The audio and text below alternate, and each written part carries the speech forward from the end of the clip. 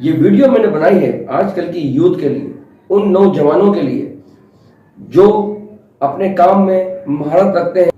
इस शहर, इस कस्बे, इस गांव, इस मुल्क को बहुत आगे ले जाना चाहते हैं और कुछ लोग उन लोगों को आगे आने नहीं दे रहे हैं। तो ये वीडियो उन्हीं यूथ के लिए है, उन्हीं नौजवानों के लिए है। चलिए वीडियो का आगाज करते हैं। एक गांव में एक चौधरी होता है। उस चौधरी की हजारों एकड़ जमीन होती है। उस जमीन को वो मुख्तलिफ किसानों को ठेके पर दिया करता है और वो किसान उसकी जमीन पर खेती बाड़ी करते हैं, अपना अनाज उगाते हैं और कुछ हिस्सा वो उस चौधरी को दिया करते हैं और कुछ हिस्सा अपने घर के लिए रखा करते हैं। और उस चौधरी का एक खास आदमी होता है जो उसके साथ हर वक्त लगा होता है और वो उसका हिसाब किताब रखता है। मुख्तलिफ जगहों पर वो उस चौधरी के कान भरता है मुख्तलिफ किसानों के बारे में।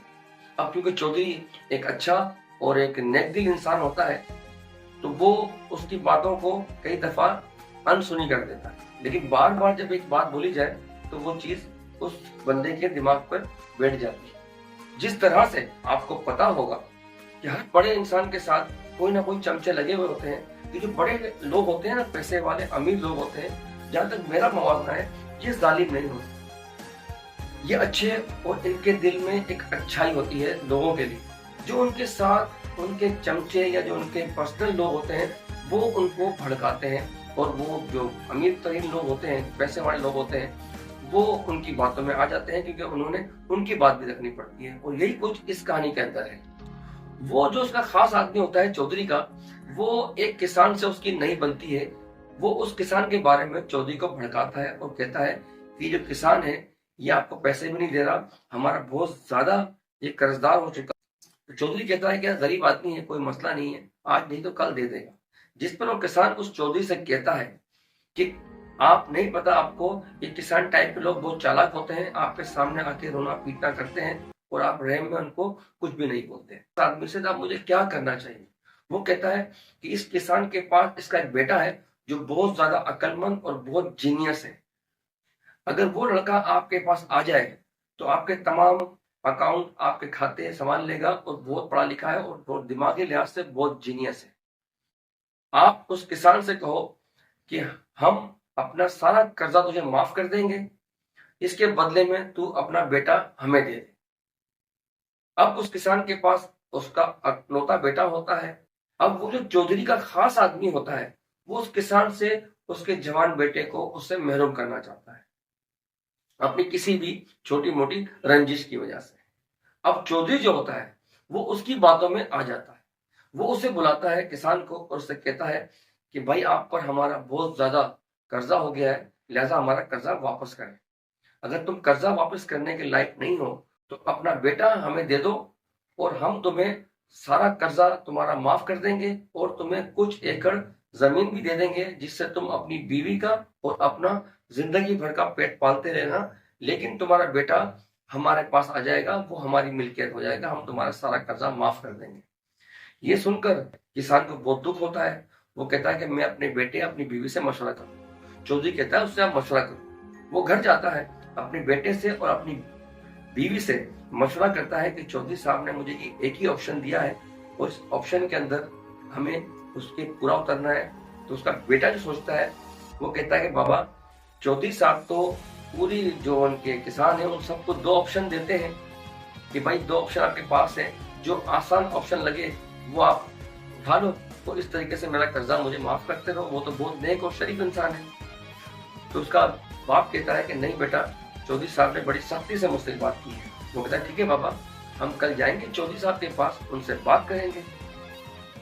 दूसरे दिन वो लड़का उसका बाप चौधरी साहब के पास हाजिर हो जाते हैं। चौधरी साहब के पास गांव के काफी लोग बैठे होते हैं। वो उनके पास जाते हैं और लड़का जो होता है काफी अदब से चौधरी साहब के सामने खड़ा होता है और कहता है कि चौधरी साहब, आप तो अपने लोगों को, जितने किसान हैं उन सबको आप दो ऑप्शन देते हो और कहते हो जो आसान ऑप्शन लगे वो उठाकर इस तरीके से आस्ते आस्ते मेरा कर्जा माफ कर दो। तो आपने मेरे वालिद साहब को एक ही ऑप्शन क्यों दिया? जिस पर वो चौधरी का खास आदमी होता है वो फौरन खड़ा होता है, अपना दिमाग चलाता है और एक थैली में 2 पर्चियां रख देता है। अब ये बात चौधरी को भी पता नहीं होती कि मेरा ये खास आदमी ये कोई गेम करने वाला है। वो आता है चौधरी के पास और कहता है, चौधरी साहब ठीक है, इस बच्चे से कहें कि इस थैली में आपका भी नाम मैंने लिखा हुआ है और इस लड़के का भी नाम लिखा है और 2 पर्ची इस थैली के अंदर हैं। ये इसमें से हाथ डाले, एक पर्ची निकाले, जिस पर्ची पर जिसका नाम पहले आएगा, अगर इस लड़के का नाम आएगा तो ये लड़का अपनी मर्जी से शरायत तय करे और हमारा कर्जा माफ करे और यहाँ से अपने बाप को लेकर चला जाए। अगर इस थैली में से आपका नाम निकल आता है तो जो बातें आपने कही हैं वो इन्हें माननी पड़ेगी। अब वो लड़का सोचता है कुछ देर के लिए कि इस थैली में इस खास आदमी ने चौधरी के लिखे होंगे, दोनों पर्ची पर चौधरी के ही नाम लिखे हुए होंगे। अब वो सोचकर वो उनकी शर्त कबूल कर लेता है, उस थैली में से एक पर्ची निकालता है। अब पर्ची निकालने के बाद खोलकर उस पर्ची को फाड़कर टुकड़े टुकड़े कर उस पर्ची को फेंक देता है। अब पर्ची फेंकने के बाद जितने गांव वाले बैठे होते हैं वो सब गुस्सा हो जाते हैं कि इस छोटे से बच्चे ने चौधरी साहब के सामने इतनी गुस्ताखी करने की हिम्मत कैसे की, जिस पर चौधरी साहब भी काफी गुस्सा होते हैं। उससे कहते हैं कि आपकी इतनी हिम्मत कैसे हुई कि आपने मेरे सामने एक पर्ची फाड़ दी। वो कहता है, चौधरी साहब मैंने गलती नहीं की, मैंने आपकी शान में कोई गुस्ताखी नहीं की, आप मुझसे बड़े हैं, मेरे बुजुर्ग हैं और हमारे पूरे गांव के आप चौधरी हैं, मैंने आपकी इज्जत रखने की कोशिश की है। क्यों कि जब पर्ची मैंने निकाली इस थैली में से, उस पर्ची पर मेरा नाम था और मैं नहीं चाहता था कि इस पूरे गांव के सामने मैं आपसे कोई शर्तें रखूं और अपनी कोई डिमांड रखूं। मैं चाहता था कि आप इस गांव के चौधरी हैं, आपकी इज्जत बरकरार रहे, पूरा गांव आपकी इज्जत करता है, तो मैंने अपने नाम की पर्ची फाड़ कर फेंक दी कि मैं आपके सामने अपनी शरायत ना रख सकूं। और अब लिहाजा जो एक पर्ची बची है वो पर्ची आपके नाम की है, तो आपके ही जो तमाम शर्तें हैं वो हम मानने के लिए तैयार हैं और आपकी हर डिमांड में मानने को तैयार। जिस पर चौधरी को बहुत ज्यादा उस बच्चे पर प्यार आता है और चौधरी बहुत खुश हो जाता है कि इस बच्चे ने पूरे मजमे में गांव के सामने मेरी इज्जत रखी। जिस पर उसको खुश होने के बाद वो कहता है उस किसान से कि तुम्हारा बेटा बहुत अक्लमंद और बहुत समझदार है, इसने मेरी इज्जत रखी है, लिहाजा आज से तुम्हारा सारा कर्जा मैं माफ करता हूं और तुम्हें मैं कुछ एकड़ जमीन दे देता हूं। उस जमीन पर आपने अपनी ही मर्जी की खेती बाड़ी करनी है और उसका सारा पैसा भी, सारी पैदावार भी आपने ही रखनी है। आपके बच्चे की इस अक्लमंदी की वजह से, आपके बच्चे की इसने जो मुझे इज्जत दी है, ये तोहफा मैं आपको देता हूं। और मैं आपको एक बात और कहता हूं कि ये बच्चा भी आप ही के अंडर में रहेगा, आपकी औलाद है, लेकिन मेरी आपसे एक रिक्वेस्ट है कि इस बच्चे को आप मेरे पास नौकरी पर रखवा दो, जिसकी वजह से मैं इसे हर महीना एक बहुत बड़ा अमाउंट भी इसको तनख्वाह में दूंगा और ये आज से मेरा खास आदमी होगा।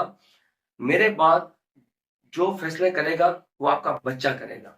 जिससे वो जो चौधरी का खास चमचा होता है वो अपने ही बनाए हुए जाल में फंस जाता है और वो गेम कुछ और करने जा रहा होता है और गेम कुछ और हो जाती है। ये कहानी सिर्फ मैंने बनाई थी आज की यूथ के लिए, आज के नौजवानों के लिए, जो छोटी सी प्रॉब्लम आती है, छोटी सी तकलीफ आती है, अपने हाथ पैर छोड़कर बैठ जाते हैं, अपने दिमाग से, अपनी अकल से काम नहीं लेते। तो ये आज की नौजवान और यूथ के लिए ये एक मैसेज है कि जब भी आप किसी प्रॉब्लम में फंस जाएं, कहीं पर चुप रहकर, कहीं पर खामोश रहकर भी आपके बहुत बड़े बड़े काम हो सकते हैं। अगर ये वीडियो आपको पसंद आई हो तो लाइक, शेयर और सब्सक्राइब कर दीजिएगा। शायद इस वीडियो से किसी और को सीखने के मौका मिल जाए और जो लोग आजकल के नौजवानों को ऊपर आने नहीं दे रहे, उनकी टांगे खींच रहे हैं, उन्हें डिग्रीज कर रहे हैं, उन लोगों को कुछ शर्म और कुछ हया आ जाए।